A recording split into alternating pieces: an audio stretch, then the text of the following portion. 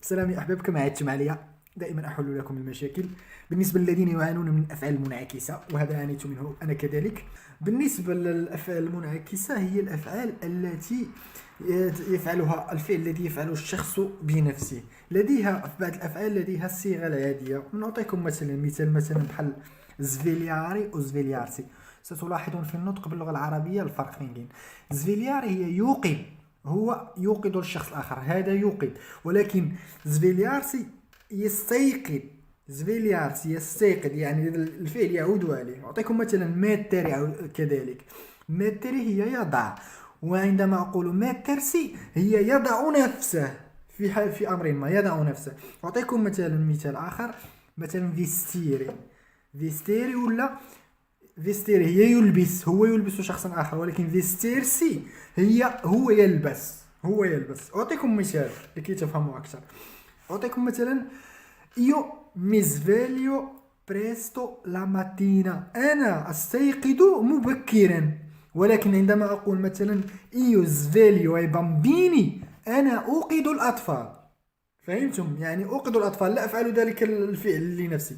هنا بصيغة عادية io sveglio، لم أقل mi sveglio. جيد، أعطيكم هنا بعض الأمثلة. هذه غالبية الأمثلة الأفعال المنعكسة تجدونها هنا. لكي لا أطيل الفيديو لن أنطقها كجميعها.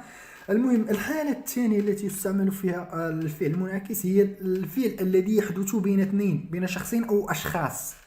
أعطيكم مثال لهذه الأفعال. مثلا أبراتشارسي، مثلا أمارسي، مثلا سالوتارسي. مثلا بالنسبة لسالوتارسي مثلا أعطيكم مثلا نحن نسلم على بعضنا، يعني الحدث يقع بيننا، نسلم على بعضنا كل صباح. ci salutiamo ogni mattina. وإذا نريد أن نقول مثلا بصيغة عادية سالوتاري، ليس سالوتارسي، سالوتاري صيغة عادية، سنقول هو يسلم على شخص ما، أو مثلا أنا أسلم على شخص ما. ليس السلام يمر مثلا تقول مثلا نتسالم، ولكن أسلم. لاحظتم الفرق في النطق بالعربية. نريد أن نقول هو يسلم على جاره مثلا lui saluta il suo vicino ogni mattina.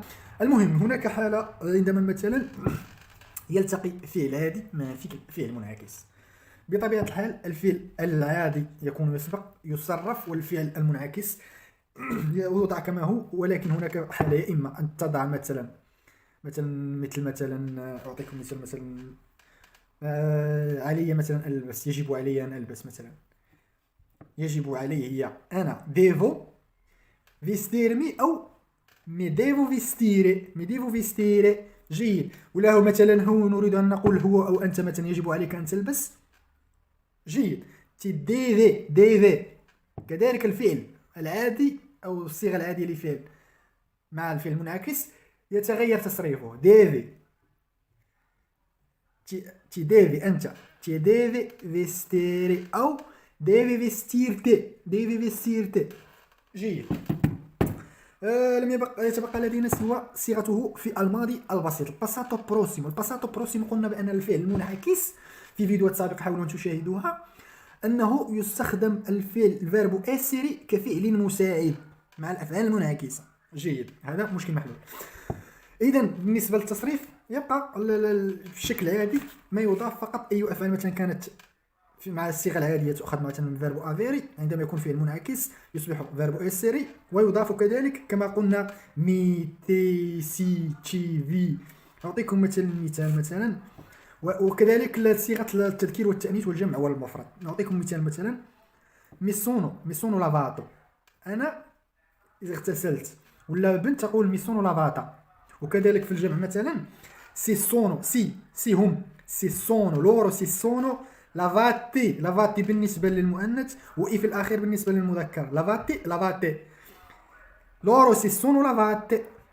هذا ما كان بشكل بسيط، وستفهمون أكثر في هذا الحوار. لذلك الحوار كما أضع لكم حاولوا لكي تستفيدوا أكثر ولكي تحفظوا أكثر من الكلمات ولتمرنوا ألسنتكم. افعلوا ما أقول لكم. عندما مثلا أضع لكم الجمل وحدها دون اسم، حاولوا أن تقرأوها بصوت مرتفع وتعيدوها مرة واثنين. وكذلك عندما أعطيكم الترجمة حاولوا أن توقفوا الفيديو وتترجموا قبل أن تظهر لكم الترجمة مع النطق.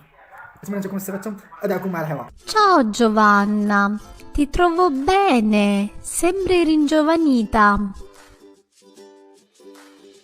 Grazie, è merito della mia nuova routine. Ogni giorno mi alzo alle 6, mi lavo, mi pettino, mi trucco poco e mi vesto con abiti comodi. Non mi arrabbio mai e mi rilasso molto. Tu a che ora ti alzi? Anche io mi alzo presto, ma mi stresso subito a causa dei miei vicini che si divertono a fare rumore e si comportano male. Vi conoscete da tanto? Sì, ci conosciamo da molti anni, ma non cambiano mai. Non si vergognano. Non ti preoccupare. Se parli con loro, sono sicura che ti capiranno.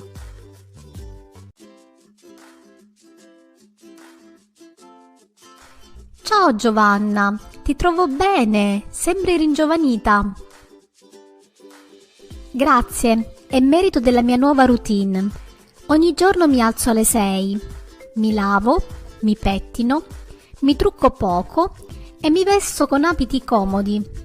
Non mi arrabbio mai e mi rilasso molto. Tu a che ora ti alzi? Anche io mi alzo presto, ma mi stresso subito a causa dei miei vicini che si divertono a fare rumore e si comportano male. Vi conoscete da tanto?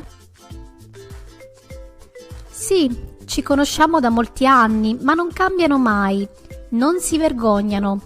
Non ti preoccupare. Se parli con loro, sono sicura che ti capiranno.